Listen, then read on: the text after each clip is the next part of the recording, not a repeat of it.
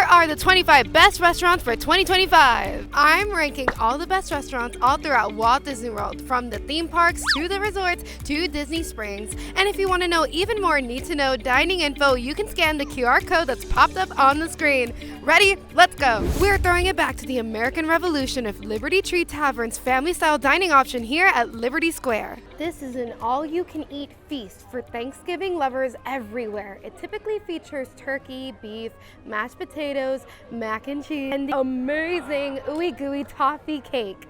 Lunch and dinner here will put you back $42 per adult and $23 per kiddo. Here's a tip we recommend: if you can't get a reservation here, head to the Diamond Horseshoe next door. The Diamond Horseshoe has the same menu, just in a different setting. Honestly, this place is so good that this little guy over here literally never leaves, and we truly don't blame him.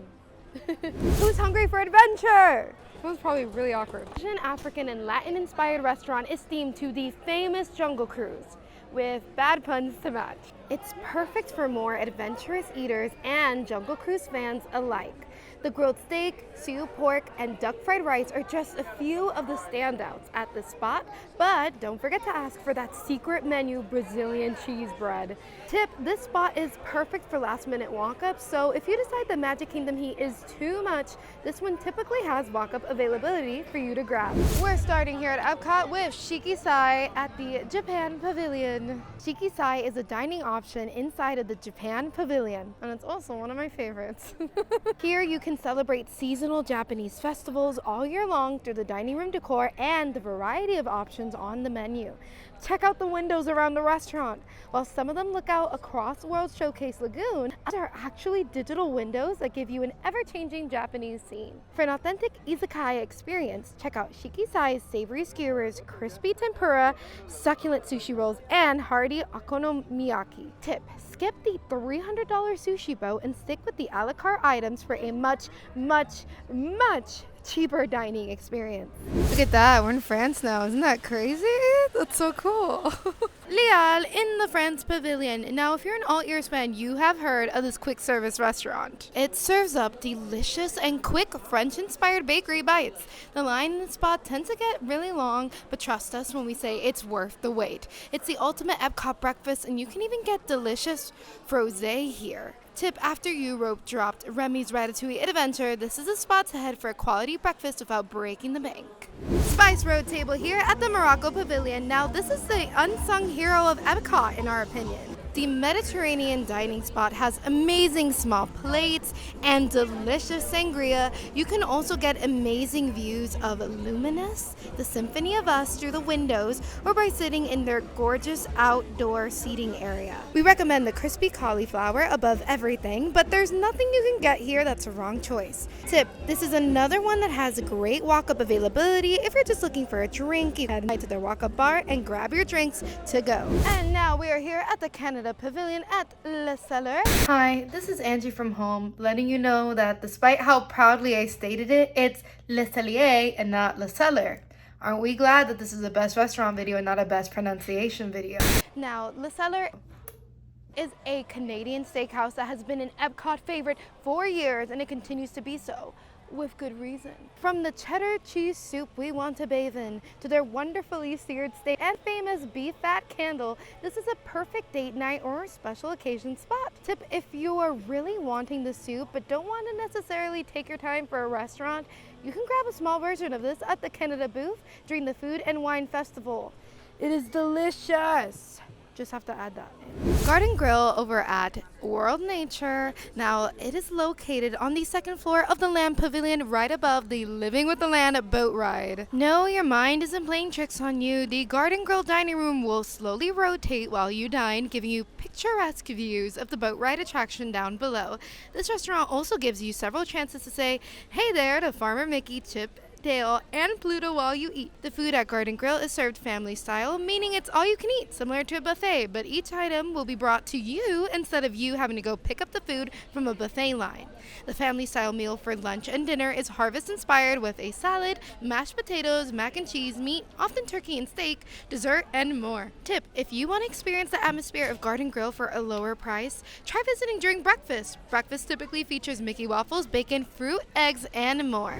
Via Napoli over over at the Italy Pavilion. Now you can order a slice or a whole pizza pie of wood-fried za over at the Via Napoli table service. Yes, the pizza here is going to be pricier than other quick service pizza locations around property, but Via Napoli's larger portions, much larger portions, make these pizzas easier to split with your whole family. Not to mention, you can try rather unique pizza options here, along with the classic cheese and pepperoni. Consider ordering the prosciutto e melon pizza if you want to try a white pizza topped with fontina, mozzarella, prosciutto, cantaloupe, and arugula. Tip: check to see if Pizza al Taglio is open during your visit. This is the to-go pizza window attached to Via Napoli. While it's only open seasonally, it's a great alternative if you're wanting a quick bite of pizza. Note, however, that Pizza al Taglio serves Sicilian-style slices, square, thick crust that differ from the thin crust pizzas from Via Napoli. How are you doing? Are we good? Are you keeping up? Perfect, because we're going to do more.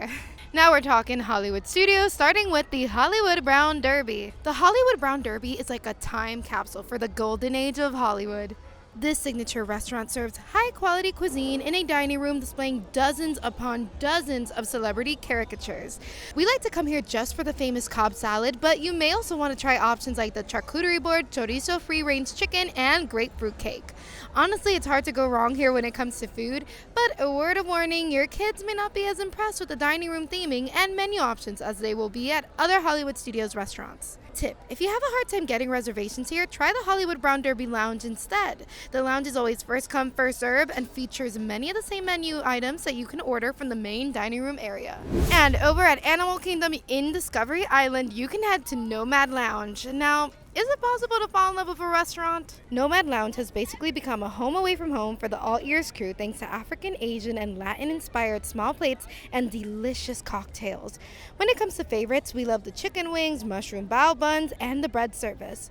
If you're lucky, you can also ask for the lobster mac and cheese, which we actually dream about. And let's just say you cannot go here without getting the churros. They're the best in Disney World. The spot fills up quickly, so if it's a high priority, consider rope dropping it when it opens at 10:30.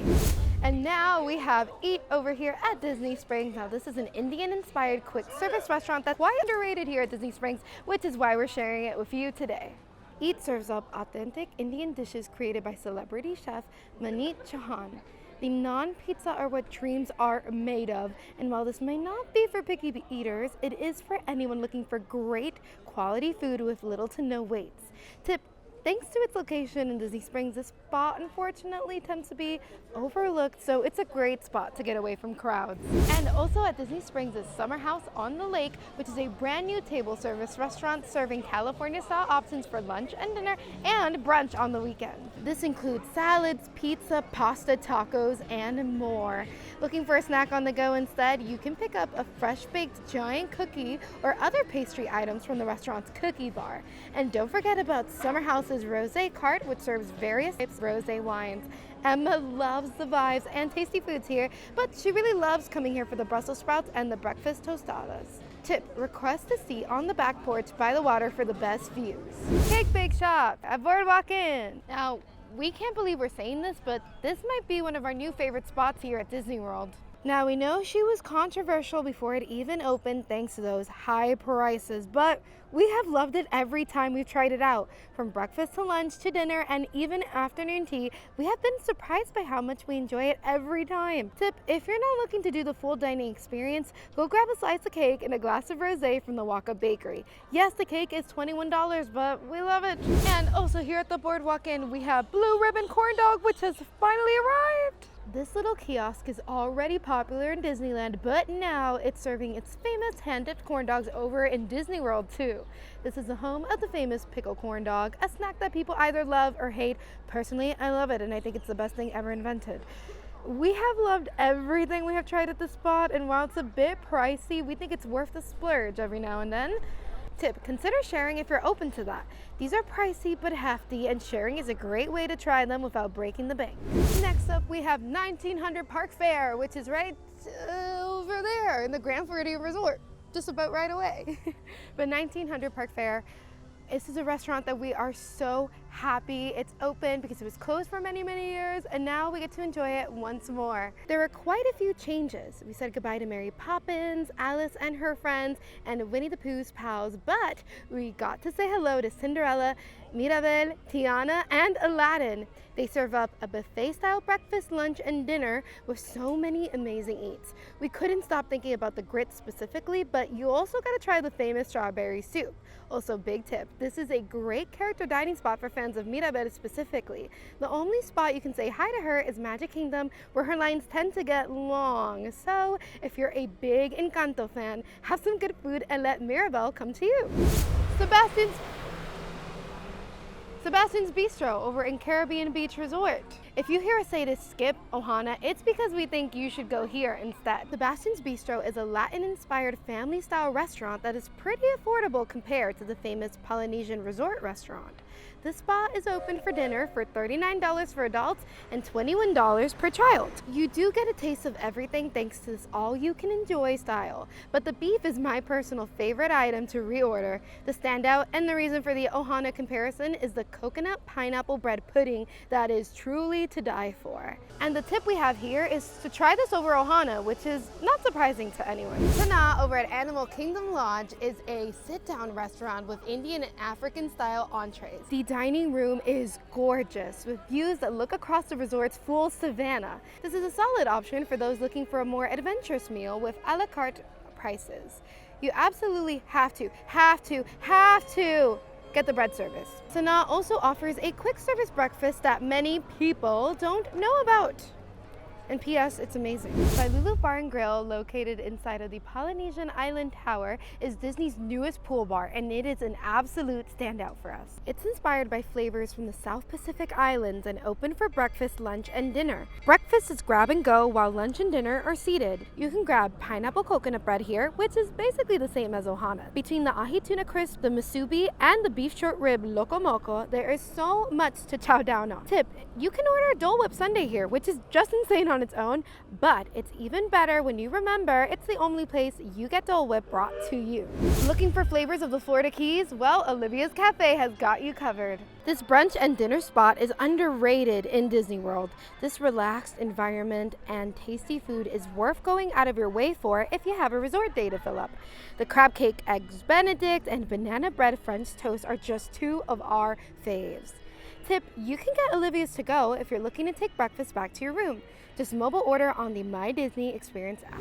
Topolino's Terrace over at Disney's Riviera Resort. Topolino's Terrace offers two very different table service dining experiences. Breakfast is a prefix character dining, so get ready to meet your favorite pals in their art-inspired ensembles doing breakfast a la art with Mickey and friends. Dinner is a signature experience featuring Italian-inspired dishes and Epcot and Hollywood Studios firework views, if you time your reservation just right. If you miss your chance to get advanced dining reservations for dinner, see if the walk-up bar/lounge has any availability. You'll still be able to order from the full menu here. Steakhouse 71 over at Contemporary Resort. Steakhouse 71 is a staple for many Disney fans, especially if you're going on a monorail crawl. This steakhouse has more than just good steaks, like the incredible stack burger, the breakfast options, and some very tasty beverages. This lounge and bar often has availability, but we think it's the perfect spot to get breakfast before heading to Magic Kingdom.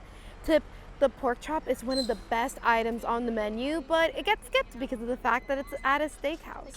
When Emma's husband ordered it, a leader came to the table to ask who ordered it and to compliment him on his choice. Grand Flow Cafe at Disney's Grand Floridian Resort. If you're looking for a more affordable table service over at Grand Floridian, or if you're looking for a more peaceful place to dine outside of Magic Kingdom, then look no further than the Grand Floridian Cafe. This sit-down meal is a place that Emma and her family consider to be a Magic Kingdom tradition at this point. Here you can dine inside a Victorian-style setting and choose from a menu of options like seasonal soups, chicken and waffles, signature burgers. Tip, brunch at Grand Floridian Cafe is served every day of the week. That is amazing. Let's go right now. Trader Sam's at Disney's Polynesian Village Resort. Now, Trader Sam's Grog Grotto is the most immersive bar in all of Walt Disney World. This tropical tiki oasis has some Polynesian-inspired bites and super fun interactive elements that are all based on your cocktail order. So expect a new experience each time you visit. Tip, the seating in Trader Sam is super limited and you can't make advanced dining reservations for it. So be prepared to rope drop this bar right when it opens at 3 p.m. to add your name to its walk-up waitlist. If you don't get into the Grog Grotto, you can also access the same cocktails and eats in the outdoor portion of this bar, Trader Sam's Tiki Terrace, but you won't be able to experience all the immersive indoor elements. Starbook Dining inside of Disney's Wilderness Lodge. At Artist Point, you can meet Snow White, Dopey, Grumpy, and the Evil Queen, all while enjoying your fairy tale themed prefix meal inside of an enchanted forest. Only dinner is available at this character dining spot, which costs $65 per adult and $39 per kid. This is typically the only spot to meet the dwarves and the Evil Queen in Disney World, unless they're out in the parks for a special event. So if any, or all, are bucket list characters for you, prioritize an Artist Point reservation. Three Bridges Bar and Grill over at Coronado Springs Resort. This Latin-inspired spot is one of the most wonderful atmospheres in all of Disney World. The open-air seating on the water makes this the perfect spot to grab a drink and nap as the sun is setting. The corn dip and sangria flight is a personal Emma favorite, but with recent menu updates, a lot of the entrees have seriously improved too. Tip, this is first come first serve, so make sure you get your name on the walk-up wait list as soon as you know you want to grab a bite here. It opens at 4 o'clock. Well, that's all for now. If you like this video, go ahead and like and subscribe, and go watch our Plan Your Trip to Disney World 2025 video up on the channel right now. We'll see you soon. Bye!